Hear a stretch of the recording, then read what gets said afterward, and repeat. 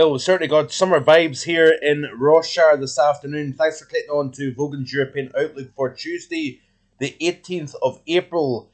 Has winter finally disappeared and we can, taps off and enjoy barbecue weather? Certainly across the southeast of England, folks are certainly not saying that if you're an exposure of that easterly wind. And I'm afraid things are about to get a little bit chilly as we progress through next week. But this is the current scene here at the house in Everton, Rossshire this afternoon. The current temperature as of recording is a balmy 19 degrees, 19 and a half degrees, with a wind coming in. The wind's actually variable at the moment here. We're seeing kind of southwest wind, southeast wind in northwest. So we're getting a little bit of a bounce around with regards to the temperature. The temperature did crack 20 Celsius, and yesterday it cracked just shy of 21 degrees here at the house. Up in Kinlochhew, the temperature did officially reach the first 21 in the UK, and of course that was expected here on the channel. Back last week, I did make a call on Friday's video saying that the warmest temperature, 21 degrees, would be achieved, and it likely would be Monday or Tuesday in the Northwest Highlands. And a lot of people surprised at the fact that the Northwest Highlands is the warmest place in the UK. That is not unusual, actually. That can quite often be the case at this time of the year, depending on sunshine and indeed the wind direction. The wind direction is critical because you only have to look at the current temperatures as of now, and we have got some quite varied temperatures across the board. Now, if you live in the southeast corner of the UK, you're saying to yourself, flip, it's nowhere near feeling like summer. It's in fact, we've taken a step back in time, and that would be the case because we've got temperatures just in South London at Biggin Hill currently at an incredible 8 Celsius with a wind chill of 4.5 degrees. And up that east coast, we've got temperatures varied between 8 and 12 Celsius. You can see here a 9 and 9.3 at Inverbervie, 17 degrees at Loch Lisgarnock, 17 at Altnahara, 16 at Tain, 18 at Dalcross at Inverness Airport. And, temperatures are a fraction down on what they were yesterday up in the northwest. I'm not sure if we've managed to achieve a 21. If we have, it will likely be Kinlochhew once again. Achnagar also can be quite a warm spot in the West Highlands also. But it's all about high pressure and the positioning of that area of high pressure at the moment that is key. You can see here that it's anchored over southern Scandinavia. Of course, we've got an easterly wind crossing over those cold North Sea waters, hence why we're so chilly on the east coast and the southeast of the UK, warmest across the northwest, as those winds round that area of high pressure cross over the warm waters, so they're cooled, of course, by the cold sea below. Once that air mass then travels across the land mass with sunshine, it's nice and dry, it bumps across the top of those hills. So further west and northwest in particular, the air mass is dried out and it's warmed up. So that is why we're seeing the warmest temperatures in the UK in the Northwest Highlands. These are the current wind chills, believe it or not. And we've got 4 degrees at Biggin Hill, 5 degrees at Kenley. We have got a 7-degree wind chill at Heathrow Airport. 8 degrees, where would that be? Northolt. Very interesting stuff. Low single figure wind chills in the southeast versus a wind chill of 16 to 18 degrees Celsius further north. So certainly a very interesting situation. We've got more interesting weather to come, by the way, as we progress towards the upcoming weekend here. We'll get to that in just a second, but this is the upcoming 5-day 2-meter temperature anomaly as per the GFS ensemble, and you can see here that we've got slightly above average across the north of the UK, slightly below average further south, particularly along the south coast and the southwest of Wales and England. We've got below average temperatures here warmer than average across the bulk of Europe. Even warmer than average than that across Iberia, as you can see here. But look at this here. This is the 6 to 10 day. And this, folks, is a legacy of, weeks and weeks ago. That major southern stratospheric warming is still coming back to bite us. And it will certainly be felt as we go into the upcoming weekend and beyond that. So we're looking at the GFS, or should I say the ECMWF. There never would be a video without me mucking up the line somewhere, would it? If it's frustrating for you, it's even more frustrating for me. This is the 2 meter temp. This is the 850 temperature anomaly chart. So this is the difference compared to average at 5,000 feet or 850 millibars for Europe. You can see here at the moment we've got a modest, near average 850s down across the far south of the UK. Colder than average across the north of France. The Low Countries, as you can see here, warmer than average across southern and western Iberia and northern portions of the UK. So we're seeing the warmest temperatures up here, of course, and across Ireland also.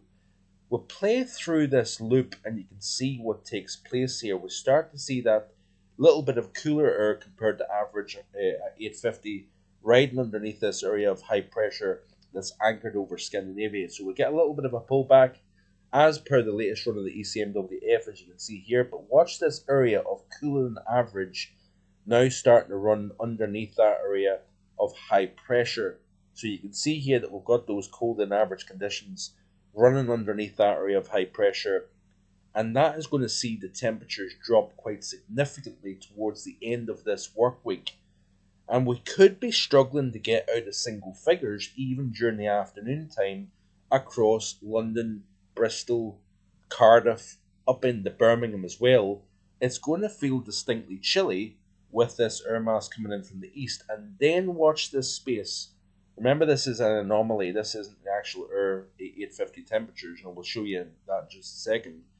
But you can see here that we've got another blast of northerly winds coming down as we progress towards the weekend and into early next week.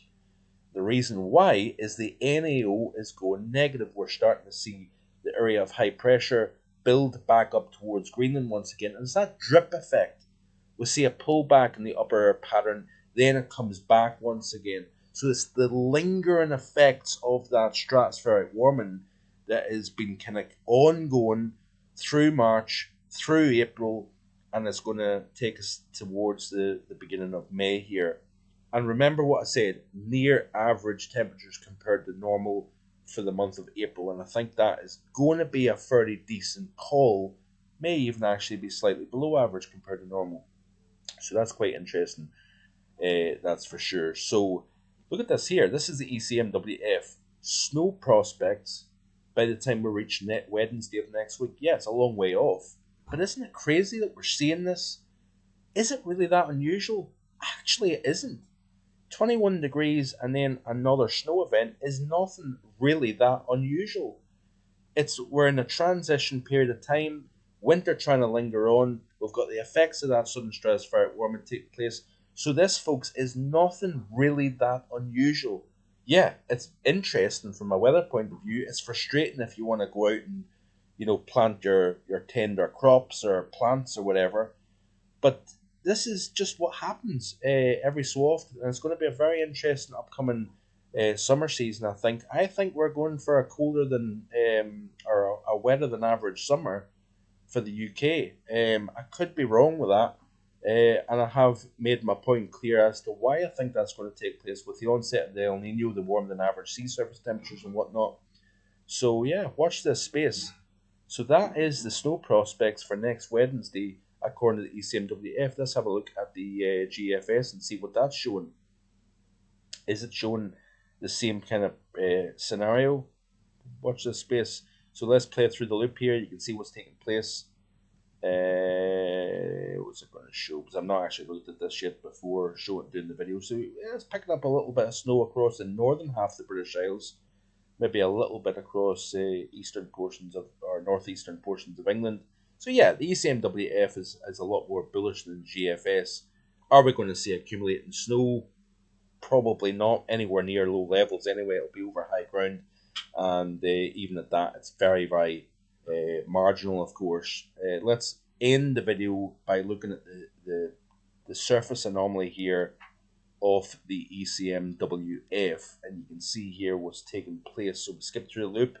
Of course, we've got the warmest temperatures compared to average across the north and the west of the British Isles. As you can see here over the next few days, temperatures on the whole warmer than average.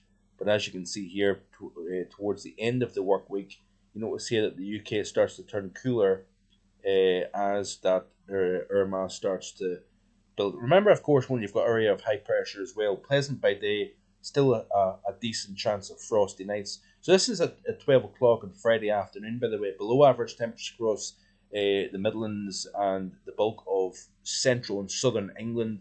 Much of Wales is below average. Scotland, once again, above average.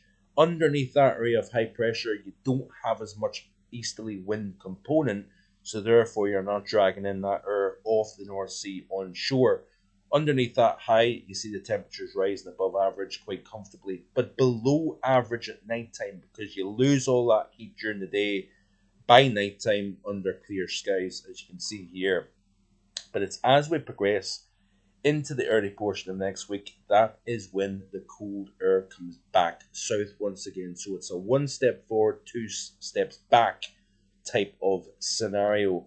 And isn't that very interesting indeed? So we could be talking about temperatures significantly below average to start next week here. Like I say, across the board from Inverness to London, could be struggling to get much above 10 degrees, maybe even single digits. Look at Iberia though. It's going to be in the 30s, isn't it? While we're stuck in single figures in many parts of the UK. So certainly a very interesting week of weather, interesting weather pattern. So as always, please stick around. There's a lot of things to look at the moment here. Please like the video, show YouTube that you're enjoying the content. Please share with your friends and family. And of course, if you haven't already done so, please hit that subscribe button. I do appreciate that very much indeed. And drop a comment in the section below and let me know what you think. So enjoy the rest of your day, and I'll hopefully be back again tomorrow with more. Bye for now.